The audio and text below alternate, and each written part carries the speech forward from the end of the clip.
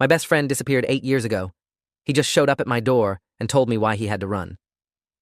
The doorbell rang at 11:34 p.m. on a Friday night, which was already strange because nobody just drops by my apartment unannounced at that hour.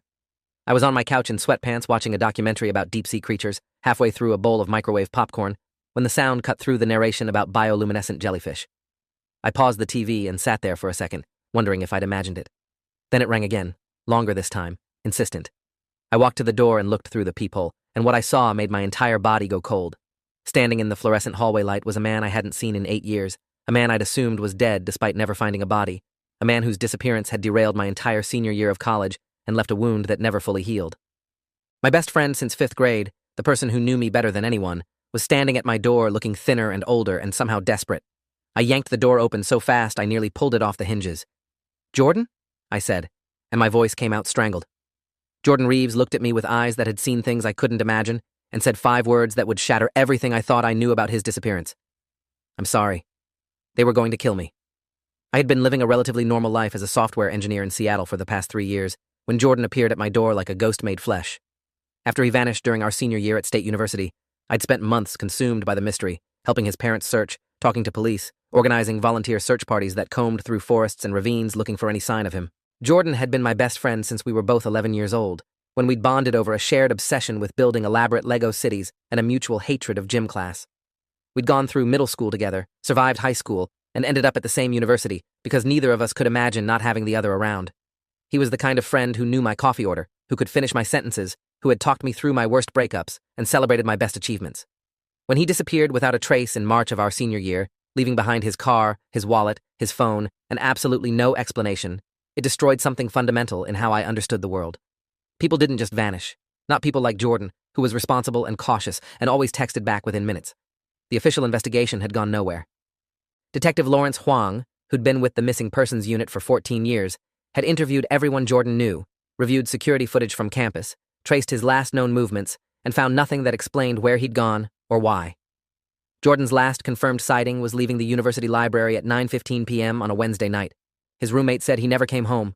His car was found in the library parking lot the next morning, locked, with his backpack still in the back seat containing his laptop, textbooks, and the sandwich he'd packed for a late-night study session. His phone records showed no calls or texts after 8:43 p.m., when he'd texted me saying he'd be studying late and would see me tomorrow. There was no evidence of foul play, no witnesses, no leads. It was as if Jordan had simply ceased to exist between the library doors and his car. The case went cold after 6 months. Jordan's parents, Linda and Thomas Reeves, never stopped searching, never stopped hoping, but the rest of the world moved on. I graduated without my best friend, got a job, moved to Seattle, built a life. But I never stopped wondering what happened that night. Now Jordan was standing in my apartment, and I was trying to process that the person I'd mourned for 8 years was alive and drinking water from one of my glasses with shaking hands. He looked different.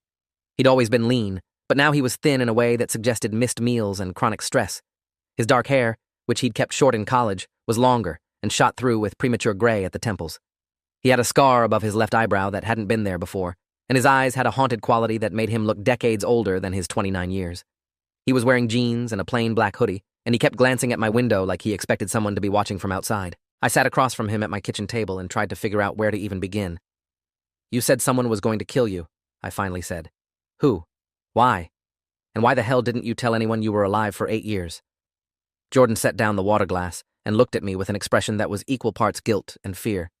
"Because telling anyone would have gotten them killed too," he said quietly.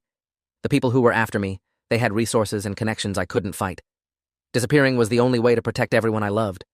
That included you." I felt anger flash hot through my chest. "You let us think you were dead," I said. "Your parents, Jordan. Your mom had a breakdown.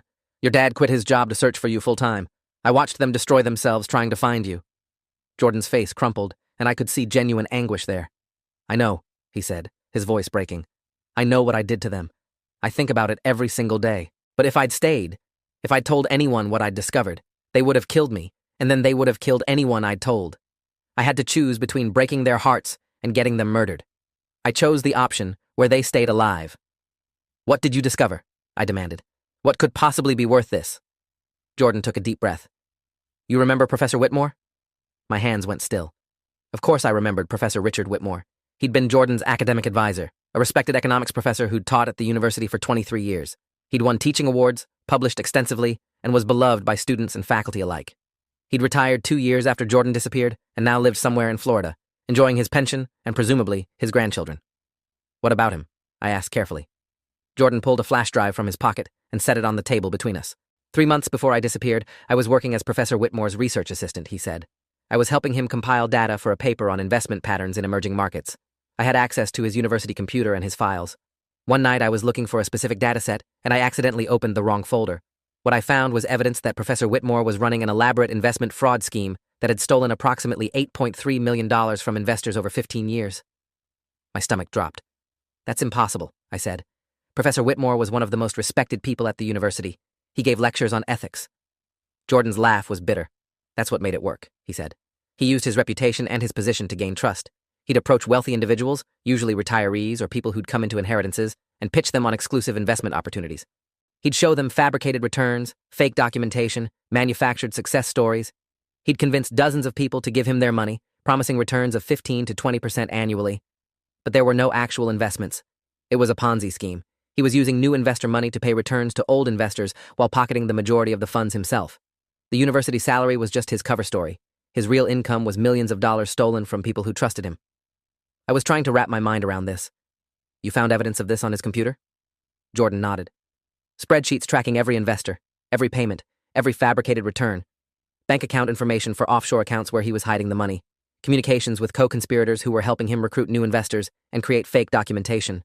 It was all there, meticulously documented, and I stumbled across it completely by accident. What did you do? I asked, though I was starting to dread the answer. Jordan's face darkened. I panicked, he said. I should have gone to the police immediately, but I was 21 years old and terrified. I copied the files onto this flash drive, and then I made the worst mistake of my life. I told Professor Whitmore what I'd found. I confronted him in his office the next day. I actually thought, that maybe there was an explanation. Maybe it was data for a research project on fraud. Maybe it was fabricated for academic purposes. I wanted to believe there was a reasonable explanation because I respected him. I told him I'd seen the files, and I needed him to explain what they were. My hands had gone cold. What did he say? Jordan's voice went flat, like he was reciting something he'd memorized. He closed his office door, he said. He sat down across from me, and he didn't deny anything. He told me I was a smart kid, and he'd always liked me, which was why he was going to give me 2 choices. Option 1, I could accept $50,000 in cash, sign a non-disclosure agreement, and never mention what I'd found to anyone. He'd frame it as hush money for keeping quiet about confidential research. Option 2, I could refuse, and he would destroy my academic career by planting evidence that I'd been plagiarizing my work and fabricating research data. He said he had the connections and credibility to make sure I'd never work in academia or any respectable field. He gave me 24 hours to decide. I stared at Jordan. You didn't take either option. He shook his head. I took the flash drive and I ran, he said. I knew those weren't really my only options. Option 3, the one he didn't say out loud, was that if I went to the police or tried to expose him, he'd have me killed. I know that sounds paranoid, but you have to understand who Professor Whitmore was connected to. Some of his investors were powerful people. Politicians, business executives, people with resources and reach. If I exposed the fraud, I'd be destroying them too, revealing how they'd been scammed. They'd want me silenced. And Whitmore had made it clear he had the ability to make problems disappear. The scar above his eyebrow, he touched it unconsciously. This is from the night I left. Someone tried to grab me in the library parking lot. I fought them off and ran. I didn't go back to my dorm. I didn't go home. I just ran. The story was insane, but looking at Jordan's face, at the fear still present in his eyes 8 years later, I believed him. Where did you go? I asked. Everywhere, he said. I hitchhiked out of state that night. I'd pulled all the cash I had from ATMs before anyone could track me, about $1,200. I bought a bus ticket to Denver using a fake name, then another bus to Phoenix. I worked under the table, cash jobs that didn't require ID or background checks. Construction, restaurant kitchens, warehouse work. I moved every few months, never staying anywhere long enough for someone to find me. I grew my hair out, lost weight, changed everything about my appearance. I checked news from home obsessively, waiting to see if Professor Whitmore's scheme had been exposed if someone else had discovered it. But nothing ever came out. He just kept teaching, kept stealing, kept living his respectable life. Why come back now? I asked. After 8 years, why show up at my door? Jordan pulled out his phone and showed me a news article dated 3 days ago. Professor Richard Whitmore, beloved former economics professor at State University, had died of a heart attack at age 68 while on vacation in Naples, Florida. He was being remembered as a pillar of the academic community and a devoted family man. Services would be held the following week. He's dead, Jordan said. For the first time in 8 years, I can stop running. But I need your help. That flash drive has all the evidence of his fraud, and now that he's gone, the victims deserve to know what happened to their money. His estate is probably worth millions, money that was stolen. The investors need to be able to file claims to get some kind of restitution. But I can't just show up after 8 years and expect people to believe me. I need someone they trust to help me bring this forward. I need you. I looked at the flash drive sitting on my table, this tiny piece of technology that had destroyed my best friend's life and was now asking me to risk my own. You want me to help you expose a dead professor's fraud scheme? I said slowly. Using evidence you stole 8 years ago while on the run from people who wanted to kill you. Do you understand how this sounds? I know, Jordan said. I know it sounds insane, but it's the truth. And I have proof. The flash drive has everything. Bank statements, investor lists, communications. It's all there. We just need to get it to the right people. Who? I asked. Who are the right people for this? Jordan had clearly been thinking about this. We need to go to the FBI, he said. Specifically, their white-collar crime division. Investment fraud of this magnitude crosses state lines and involves amounts that make it federal jurisdiction. And we need a financial forensic expert to verify the evidence, to show that it's authentic and hasn't been tampered with. We need to build an airtight case before we go public so nobody can dismiss it as conspiracy theory or fabrication. I spent the next hour asking Jordan questions while my mind raced through the implications of what he was asking. He stayed in my apartment that night, sleeping on my couch because he had nowhere else to go, and because I wasn't sure I believed he was safe even with Professor Whitmore dead. The next morning, I called in sick to work and started making phone calls. I contacted an old journalism professor from college, Dr. Angela Sterling, who'd taught investigative reporting and had connections in the media world. I explained that I had a source with information about a major financial fraud case and needed guidance on how to proceed. Dr. Sterling, who'd been teaching for 26 years and had broken several significant stories before moving to academia, was immediately interested. She connected me with a financial forensic analyst named Marcus Okoye, who'd spent 15 years examining complex fraud cases for both law enforcement and private firms. Marcus agreed to meet with us that afternoon to examine the evidence on Jordan's flash drive. We met at a coffee shop downtown at 2:30 p.m., a neutral public location where Jordan felt safer than in some office building. Marcus was in his mid-40s, professional and direct. He listened to Jordan's story without interrupting, taking notes on a legal pad. When Jordan finished, Marcus asked for the flash drive. "Can I see what we're working with?" Jordan handed it over, and Marcus pulled out his laptop. He spent 30 minutes reviewing the files while Jordan and I sat in tense silence. Finally, Marcus looked up, and his expression was grim. "This is real," he said. "I've seen a lot of fraud documentation in my career, and this is consistent with a sophisticated Ponzi scheme. The spreadsheets track investor deposits, fabricated returns, actual withdrawals. The offshore account information matches patterns I've seen in money laundering cases. The communications show coordination with at least 3 other individuals who were helping recruit investors and create false documentation. If this is authentic, and I have no reason to believe it isn't based on the metadata and file structures, this represents a minimum of $8 million in fraud over approximately 15 years. How do we prove it's authentic? I asked. That it hasn't been fabricated or manipulated? Marcus closed the laptop. We'd need to subpoena the actual bank records to verify the offshore accounts, he said. We'd need to interview the investors listed in these files to confirm they gave money to Professor Whitmore. We'd need to examine his financial records, his estate, his tax returns. That's going to require law enforcement involvement. This isn't something we can investigate privately, which brings us back to the FBI. Dr. Sterling made a call to a contact she had at the Seattle field office, a special agent named Diana Kovacs, who specialized in financial crimes and had been with the Bureau for 12 years. Agent Kovacs agreed to meet with us the following day at the federal building. I spent that night helping Jordan prepare his statement, going over the timeline of what happened 8 years ago and what evidence existed on the flash drive. Jordan was terrified. He kept saying that once we involved the FBI, there was no going back. If any of Whitmore's co-conspirators were still active, if any of the investors had been complicit rather than victims, going public would put a target on our backs. I tried to reassure him that Whitmore was dead, that the threat was gone, but Jordan had spent 8 years running, and paranoia was deeply ingrained.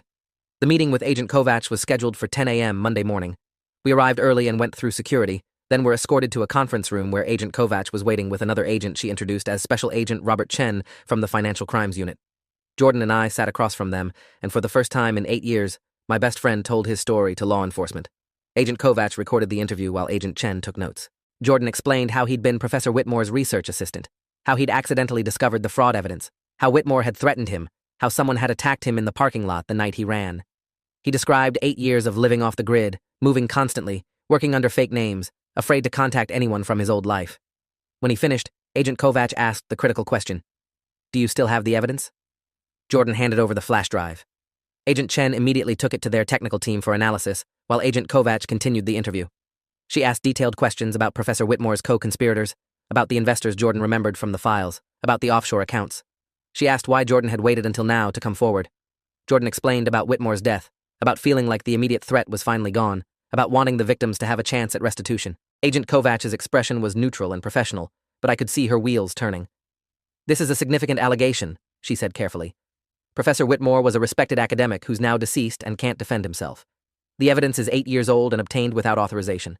Even if everything you're saying is true, building a prosecutable case is going to be extremely difficult." "We're not looking to prosecute a dead man," I said. "We're looking to help his victims recover their money." Agent Chen returned with a preliminary analysis. The files on the flash drive appeared to be authentic, created over a period from 15 years ago until 8 years ago when Jordan copied them. The metadata was consistent with the timeline Jordan had described. The offshore account information referenced banks in the Cayman Islands and Switzerland. The investor list contained 38 names, most of whom appeared to be individuals rather than institutions. "This is enough to open an investigation," Agent Chen said. "We'll need to verify the bank accounts, contact the investors, and examine Professor Whitmore's estate. That's going to take time, potentially months. We'll also need to address the fact that Mr. Reeves has been living under assumed identities for 8 years, which raises its own legal issues." Jordan went pale. "Am I going to be charged with something?" Agent Kovach exchanged a look with her partner. "That's going to depend on several factors," she said.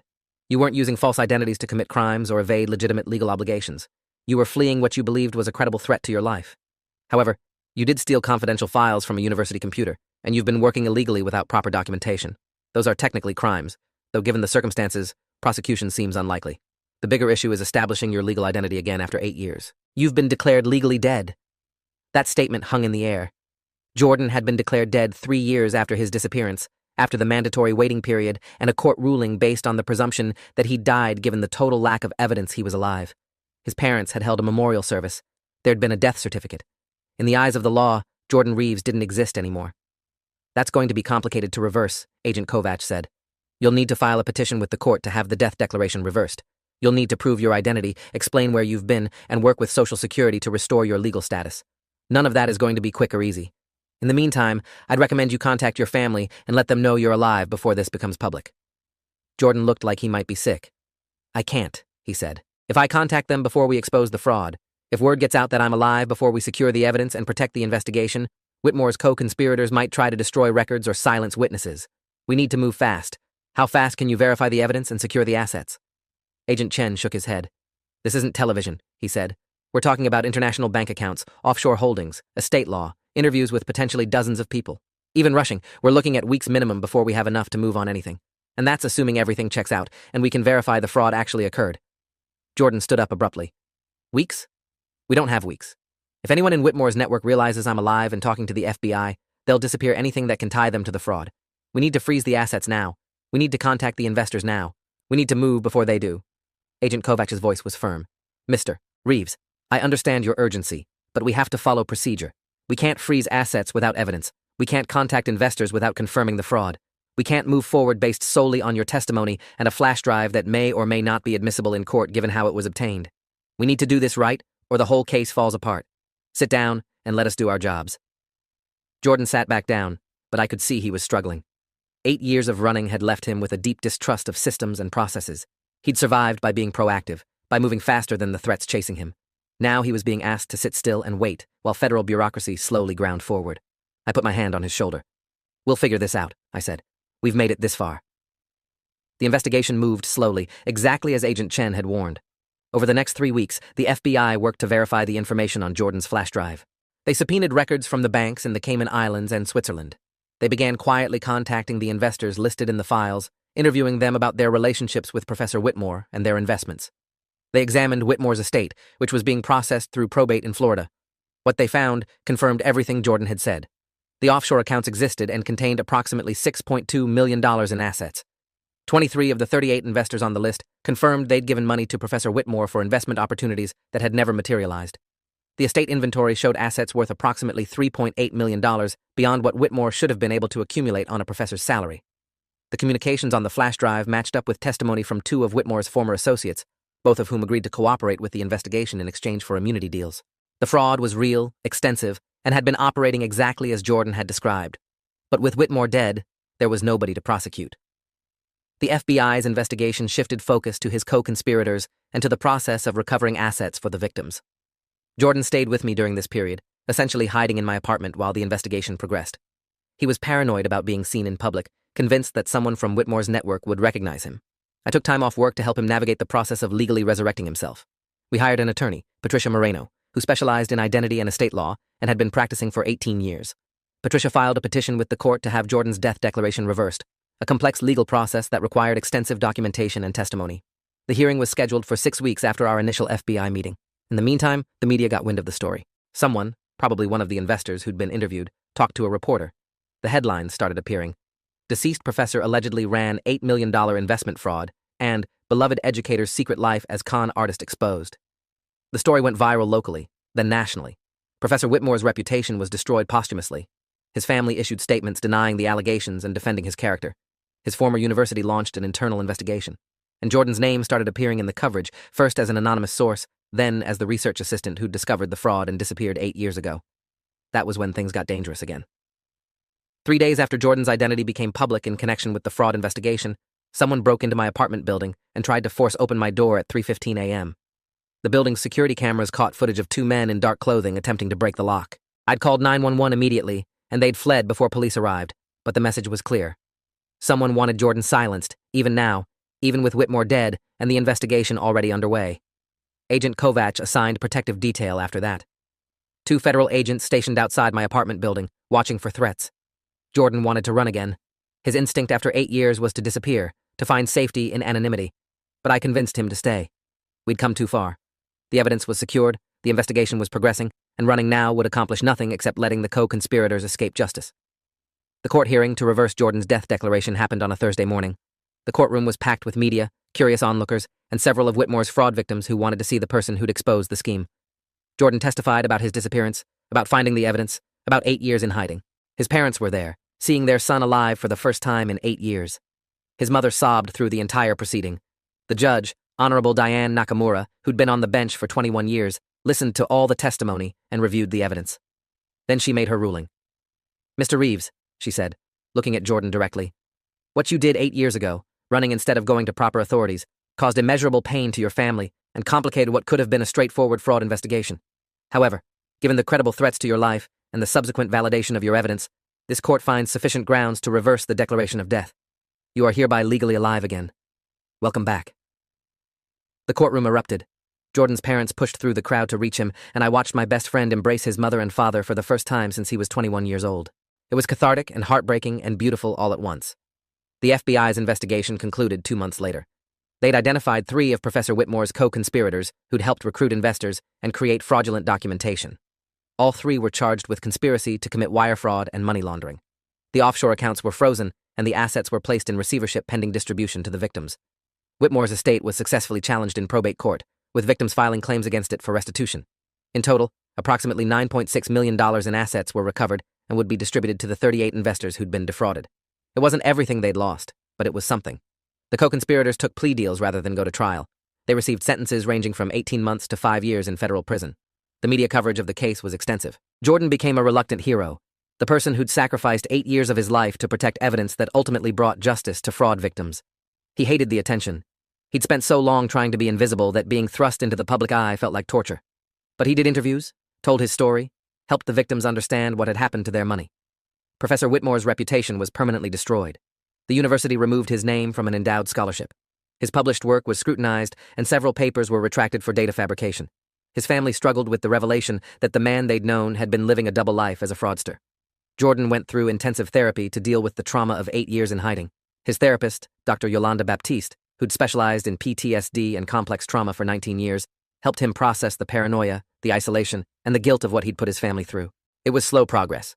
Jordan had to relearn how to trust people, how to exist in one place without constantly looking over his shoulder, how to believe he was actually safe. He moved back in with his parents temporarily while he rebuilt his life. He had to get a new driver's license, new social security card, new everything since all his identification had expired or been canceled during his legal death. He finished his undergraduate degree through online courses, 8 years delayed but determined to complete what he'd started. He got a job at a nonprofit that helped fraud victims navigate restitution claims, using his experience to help others. His relationship with his parents was complicated. They were grateful he was alive but struggling to understand why he hadn't found a way to contact them in 8 years.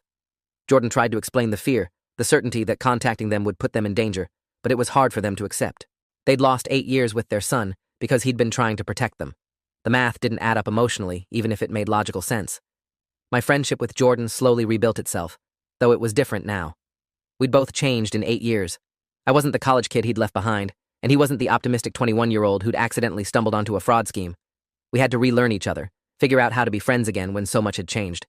We got coffee once a week and talked about small things, gradually working up to bigger conversations about what we'd both missed in each other's lives. It took nearly a year before things started to feel almost normal between us. The legal case against Whitmore's co-conspirators concluded 18 months after Jordan came back. The final restitution checks were distributed to the victims. Some recovered nearly everything they'd lost. Others received partial payments depending on how long they'd been invested in the scheme. Several of the victims reached out to Jordan personally to thank him for exposing the fraud and giving them a chance to recover their money. Those conversations were healing for him, validation that his 8 years in hiding hadn't been for nothing.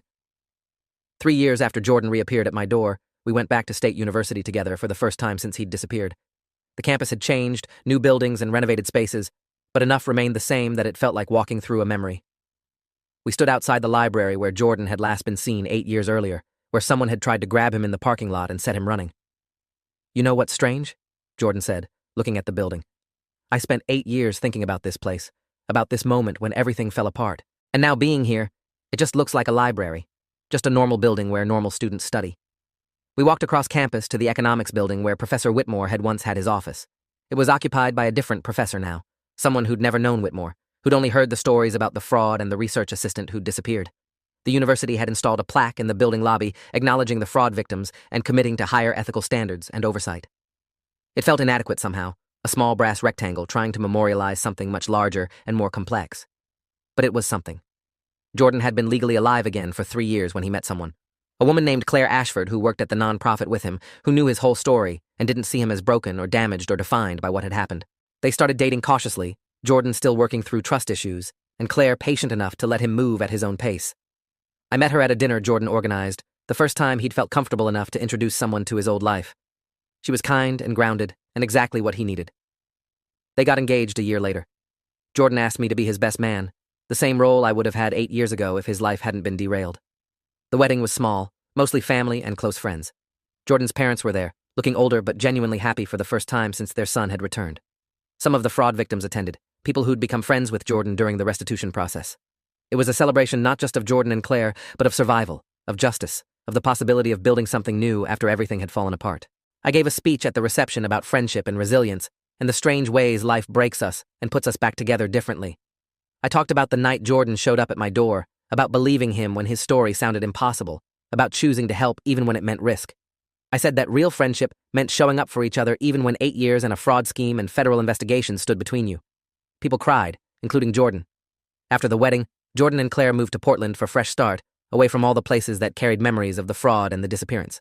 Jordan got a graduate degree in forensic accounting and started working with the FBI as a consultant on fraud cases, using his experience to help identify and investigate investment schemes. He was good at it, able to spot patterns and red flags that others missed because he'd lived through the consequences of one scheme from the inside. He found purpose in the work, turning his trauma into expertise that protected others. 5 years after Jordan reappeared, the last of Whitmore's co-conspirators was released from federal prison after serving his full sentence. Jordan got a notification from the FBI Victim Services Office informing him of the release. He'd been nervous about it, worried that freed from prison, the co-conspirator might seek revenge for Jordan's testimony that had helped convict him. But nothing happened. The man moved to another state, got a job, and apparently wanted nothing more to do with anything connected to the fraud. The threat that had defined Jordan's life for 13 years, 8 in hiding and 5 in recovery, finally seemed to be truly over.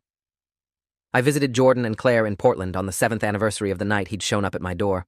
We had dinner at their house, a small place in a quiet neighborhood where Jordan had built a garden and Claire had set up a pottery studio. We talked about work and life and the normal problems of people in their mid-30s trying to figure out careers and mortgages and whether to have kids. At one point, Claire excused herself to take a phone call, and Jordan and I sat on their back porch watching the sunset. "Do you ever regret it?" Jordan asked suddenly. "Helping me? Getting involved in all of this?" I thought about it, about the stress and fear and complications that had come from believing Jordan and helping him expose the fraud. I thought about the threats, the investigation, the media attention, and then I thought about the alternative, turning Jordan away and letting him face everything alone. "Never," I said. "You're my best friend. That doesn't change because 8 years passed or because the situation was complicated. You would have done the same for me." Jordan nodded slowly. "I would have," he said. "I absolutely would have." We sat in comfortable silence while the sky darkened and lights came on in neighboring houses. After everything that had happened, all the running and hiding and exposure and justice, this moment felt like the real ending. Not the court cases or the convictions or the restitution, but this. Two friends sitting together, alive and safe and okay.